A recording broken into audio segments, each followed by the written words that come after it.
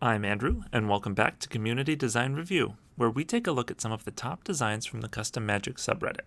This week we have no meme cards and no shoutouts, so we're jumping right into our top 5 black border cards. Number 5, Supplication in Agony. Oh boy, what a name. This costs Phyrexian Black for a sorcery. Phyrexian Black mana can of course be paid with either black mana or 2 life. Scry X, where X is the amount of life spent to cast this spell, then draw a card and lose 1 life for each black spent to cast this spell. Okay, so I guess that means there are 3 modes on it. You can either pay 4 life to scry 4, you can pay 2 life and a mana to scry 2, draw a card, lose a life, or you can spend black in order to draw 2 cards and lose 2 life. Okay, that last one sounds like probably the best mode. I think generally you're going to want to just cast it as a Sign in Blood, but in that case, it's just a Sign in Blood with extra upside. I mean, this is a really cool design. I know Phyrexian mana was maybe a little poorly done, but I am of the camp that I really enjoy when R&D explores crazy off-the-wall mechanics. So I was a big fan of at least the concept of Phyrexian mana, and this takes it in a new direction where the spell actually is affected by how much life you pay. At number 4, we have Evolving Plane.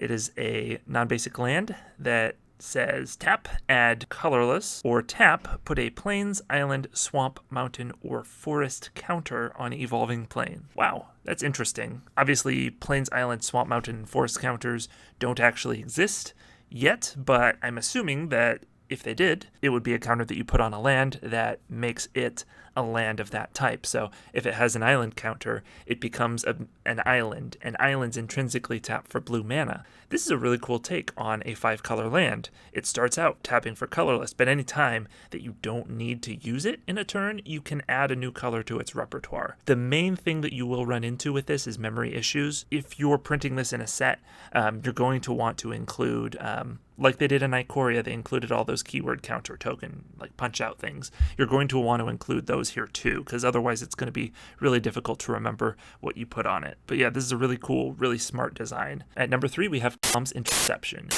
Instant that costs blue, and it says counter target non-creature spell unless its controller pays 1, and override blue. As an additional cost to cast this spell, you may pay blue any number of times. Ignore 1 restriction for each time you pay this cost. Okay, I've seen the override mechanic before. It was in some kind of steampunk set, and I thought it was really cool then. Let's take a look at the different modes. So you can cast this just for the base blue, and you're going to counter a non-creature spell unless its controller pays 1. So that's like a force spike that can only hit non-creatures, which is, of course, extremely limited in what it can do, but having the flexibility to then say, okay, it's blue to counter a non-creature spell. So then it turns it into a negate for an extra, color restriction, or to be able to pay blue and say counter target spell unless its controller pays 1, so that turns it into censor, or I guess you could pay blue to make it into a cancel counter target spell.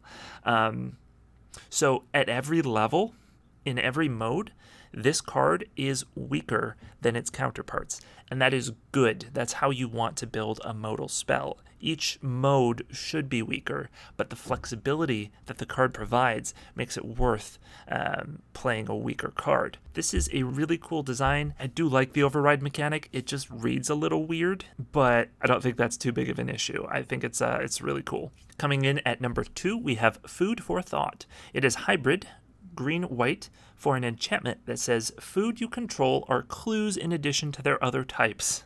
They have 2, sacrifice this artifact, draw a card. And it has a reference to Asmorano Mardica de Stinakultakar, who is the greatest chef in the multiverse. Everyone knows that. I think this is a really cool design, and actually probably a pretty good one too. So food are weaker than clues because gaining 3 life is a bit weaker than drawing a card. So clues are better, and therefore they're a little harder to get. Food, you can just keep cranking them out. Depending on the cards that you have to do so. But yeah, in a food deck, this will allow you to just keep drawing cards rather than cracking them for life that you no longer need because you're at 40, because you're you're a food deck. So it does cost a card in order to turn all of your food into card advantage. And I think that's a really cool design. It does kind of remind me of the Alchemist we had in the first community design review episode. But yeah, cool design. And our number 1 design for this week is Mourning Veteran. It is a 1/1 creature human soldier for hybrid white-black that says Mourning Veteran gets +2/+2 as long as a legendary creature card is in your graveyard. Interesting. So it's kind of like an Ardent Recruit type. Obviously, 1/1 for 1 that has no relevant abilities is going to be pretty bad. So you really want to make sure you have a way to get a legendary creature card in your graveyard. And white-black is, I think, the right colors for this. White-black tends to be legendary creature colors, often maybe white-green as well. It's a cool design, and flavorfully it makes sense. This soldier is clearly mourning the death of his captain or commander in the absence of that mentor that he looked up to. He's has to be stronger because he doesn't have that person fighting for him anymore.